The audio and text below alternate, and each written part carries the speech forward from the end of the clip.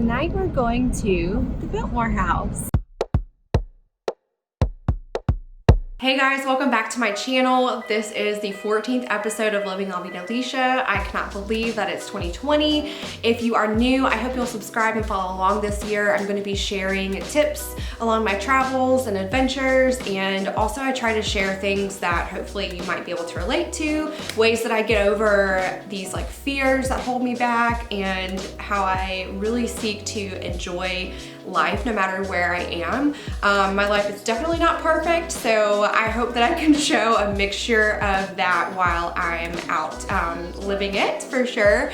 And if you've been around since the Sandals South Coast videos, I'm so glad you're still here. I really want to start creating a little bit of a community of people here on my channel, and the scenery is going to be a little bit different from palm trees and beaches for a while, at least until I get to my Belize trip. Let me catch you guys up really quick before we dive into the Biltmore Estate at Christmas. For my birthday, we stayed on a sailboat in Charleston and came back and then spent Christmas at home, and then started packing up the next day and went west to Asheville and Atlanta. So I'm going to be sharing what I did on those trips in the next few videos this month. Christmas at Biltmore was absolutely magical. It's magical the way they have everything decorated, isn't it? And it was so pretty. I've always wanted to go for the Candlelight tour. I just have never really made it out there for a road trip. So hope you guys enjoy, and I will catch you in a bit. The Biltmore House and Estate is located in western North Carolina in the city of Asheville. It is very easy to get to from Interstate 40. Some wild facts about this estate are that it is still the largest private residence in the United States and was officially opened to George Vanderbilt's family and friends on Christmas Eve in 1895 after 6 years of construction.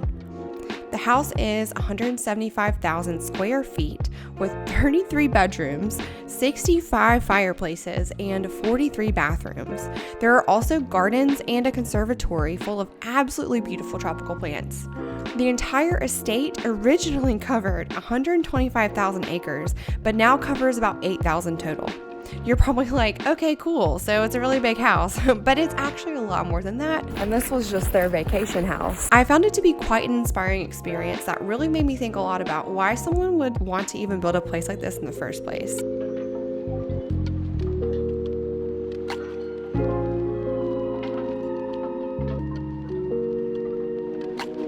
When we went through the main gate, we arrived at central parking, and from there we jumped on a quick shuttle bus over to the house. To start the evening off, we had dinner reservations at the Stable Café, which is the original site of the estate's stables and located adjacent to the house. I really enjoyed the meal that was served there. During the Candlelight tour season, dinner is at a higher price, so just be prepared for that. I thought though that we got a great meal to match what we paid for, and the atmosphere was really grand. I recommend dressing up a little bit.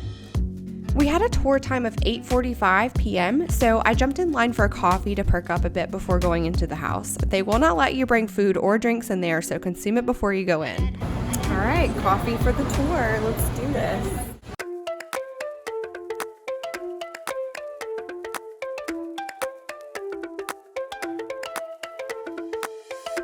Once you make it inside, you'll be free to tour the grand splendor that is the Biltmore House.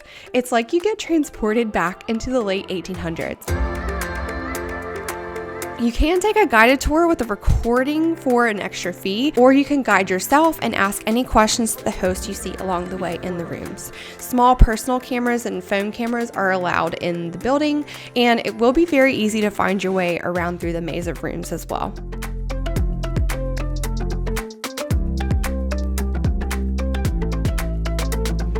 The way that this place has been preserved and kept up with is impressive. I can only imagine the army it takes to run this house and keep it in great condition. What we have seen so far are just a few areas on the main levels. There's even more to appreciate and explore about this place. All right, let's go downstairs. Bowling, a giant indoor swimming pool. I mean, it was said that this place had electricity 50 years before the surrounding areas ever did.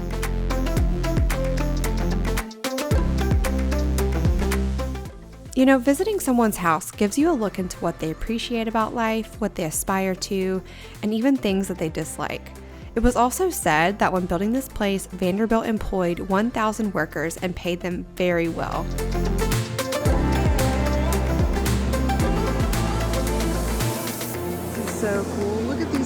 bananas. Okay, so there is one last place on the house grounds that I want to show you guys that you have to make sure to check out when you do visit Biltmore.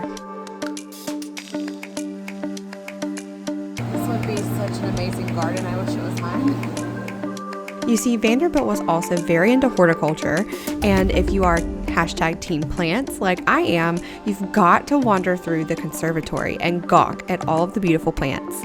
I wanted to uproot everything and take it home with me, or just get inspired to build my own conservatory one day. At times, it feels like you're deep inside a luscious jungle right in the middle of the mountains. The conservatory may have been my favorite part of the whole estate.